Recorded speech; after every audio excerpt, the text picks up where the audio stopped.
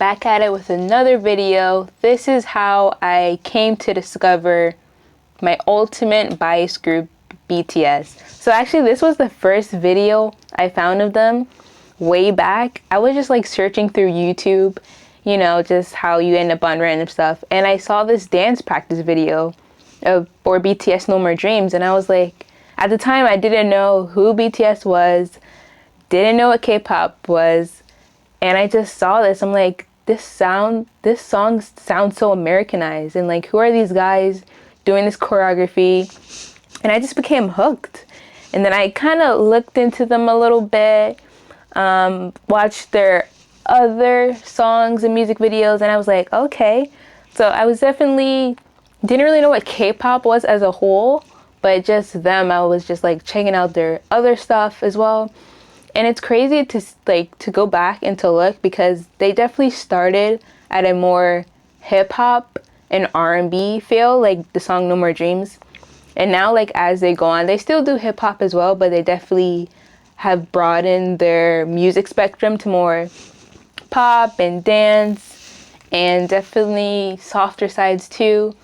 But, you know, I think that's what hooked me. The fact that it sounded so familiar with, like, American beats, but it was also just so different. And especially because choreography, you don't really see that much in the States.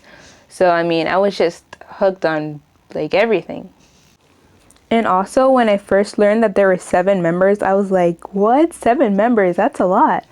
But through other groups, you learn that 7 members is nothing now. And also, the first K-pop song I ever heard was actually Psy's Gangnam Style, like way back. And I heard it on the radio like 100 times a day. And I feel like that was like the first, like, largest amount of views on YouTube. It was like probably like 36 million at the time. That's literally what average K-pop music videos get daily, like regularly nowadays. Yeah, so once I found this dance practice, I had to check out the actual music video for the song, and that led me to the music video.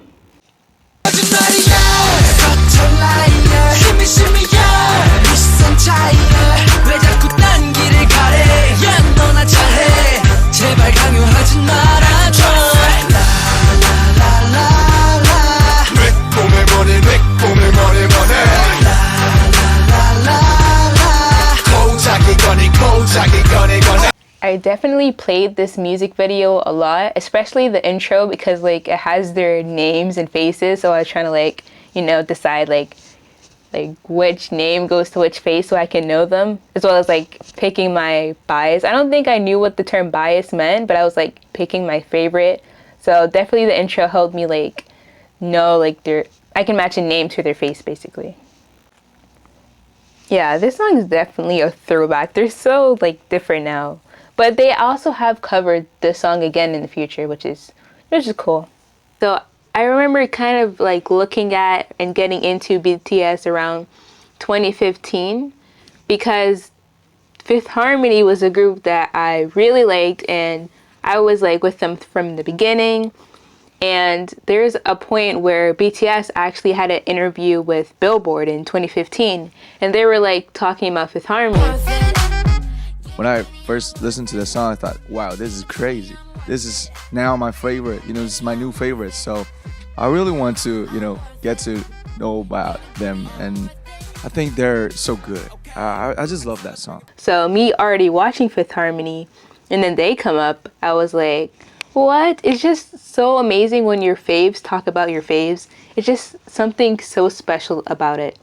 And also, if they both were like, you know, popping at the same time, I would have to like decide who I can like focus all my time towards, because it's a lot to like stand one group.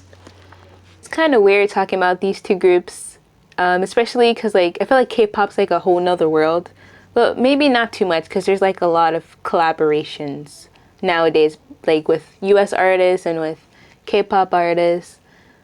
So after that, like basically time frame of me just getting into BTS specifically, I kind of forgot about them. I don't know, things were going on. I just moved along. I feel bad for saying this. Now I'm officially an ARMY, but back then I didn't know what BTS was. I didn't know what K-pop was, but I kind of forgot about them. But then later on, when I got into them again, that was around the Not Today era.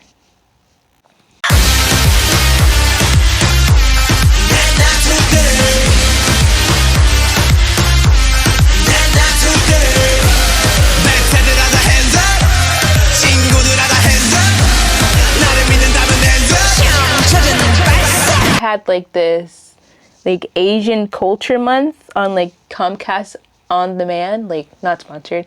So it was just showing like Asian culture, and then they had like a BTS a little bit talking about, you know, K-pop and everything. And that's when I was like, wait a minute, is that the group that I saw a long time ago? Is that the same group? And it was, and then I got into them again and checked out their stuff. So when I got into them again through that little advertisement thing on Comcast, and that's good for Comcast, you know, just their commercials actually work. So that was around 2017, and then they came out with DNA, and that was like the first time for them I actually like was waiting for their comeback.